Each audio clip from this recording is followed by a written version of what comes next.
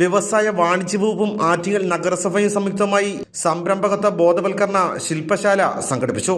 Attingal municipality mini ഹാളിൽ വെച്ച് നടന്ന ചടങ്ങ് നഗരസഭാ ചെയർപേഴ്സൺ അഡ്വക്കേറ്റ് കുമാരി ഉദ്ഘാടനം ചെയ്തു. നമുക്ക് കിട്ടുന്ന അവസരങ്ങൾ വിനിയോഗിക്കാൻ നമ്മൾ ശ്രമിക്കണമെങ്കിലേ പറ്റുള്ളൂ. എനിക്ക് ജോലി അല്ലെങ്കിൽ ഒരു സംരംഭം തുടങ്ങണമെന്ന് ആഗ്രഹമുണ്ട്, പക്ഷെ എന്തില്ല, അതിനുള്ള സാമ്പത്തികമില്ല. സാമ്പത്തികമാണ് എല്ലാത്തിന്റെ അടിത്തറ അല്ലേ. അപ്പൊ സാമ്പത്തികമില്ല. അപ്പൊ സാമ്പത്തികം ഇല്ലാത്തത് ഞാൻ എൻ്റെ സ്വപ്നം ഉപേക്ഷിക്കുകയാണ്. നമ്മുടെ നോട്ടീസിൽ തന്നെ ഒരു കാര്യം പറയുന്നത് ഞാൻ പ്രത്യേകമായിട്ട് നിങ്ങളോട് പറയുകയാണ്. സാധാരണ ഒരു നോട്ടീസ് ഒന്നും അടിക്കുമ്പോൾ ഇങ്ങനെയൊന്നും എഴുതി കാണൂല. കാണുമോ ഓഫീസറെ? കാണൂല. എന്താണെന്ന് അറിയണ്ടേ? അതെ, സംരംഭം എന്ന സ്വപ്നം മനസ്സിൽ സൂക്ഷിക്കുന്ന, അതാണ് സ്വപ്നത്തിന്റെ കാര്യം പറഞ്ഞത്, മനസ്സിൽ സൂക്ഷിക്കുന്ന ഏതൊരാൾക്കും ഈ പരിപാടിയുടെ ഭാഗമാകാമെന്നാണ്.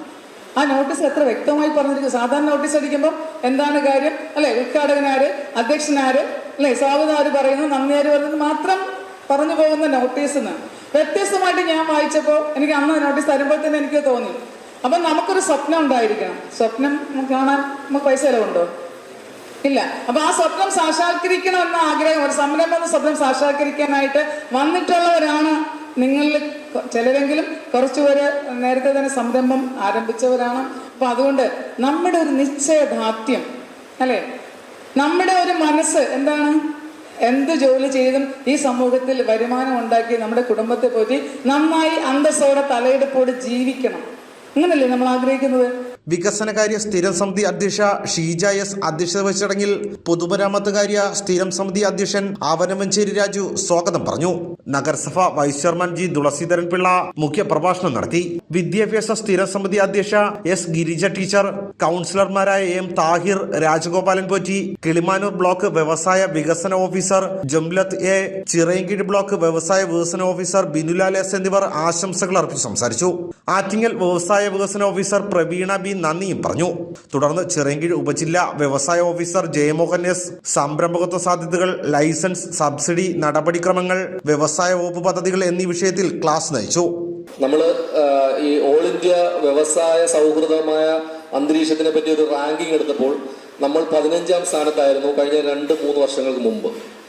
പക്ഷേ ഈ കഴിഞ്ഞ ദിവസം ഒരു റേറ്റിംഗ് വന്നു. നിങ്ങൾ ആരെങ്കിലും പത്രത്തിലൊക്കെ വായിച്ചിട്ടുണ്ടാവും. കേരളം 1ാം സ്ഥാനത്താണ്.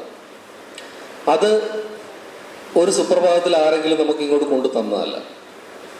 അതിൽ ഒരു കൂട്ടായ പ്രവർത്തനം സർക്കാരിൻ്റെ ഭാഗത്തു നിന്നും, പൊതുജനങ്ങളുടെ ഭാഗത്തു നിന്നും, സംരംഭകരുടെ ഭാഗത്തു നിന്നും, ഉദ്യോഗസ്ഥരുടെ ഭാഗത്തു നിന്നും ഒക്കെ ഉണ്ടായതിൻ്റെ ഒരു കൂട്ടുത്തരവാദിത്തത്തിൻ്റെ ഭാഗമായിട്ടാണ് ഈ 15ാം സ്ഥാനത്ത് നിന്നും വ്യവസായ ഇൻഡെക്സിൽ നമ്മൾ 1ാം സ്ഥാനത്തേക്ക് കേരളം എത്തിപ്പെട്ടത്.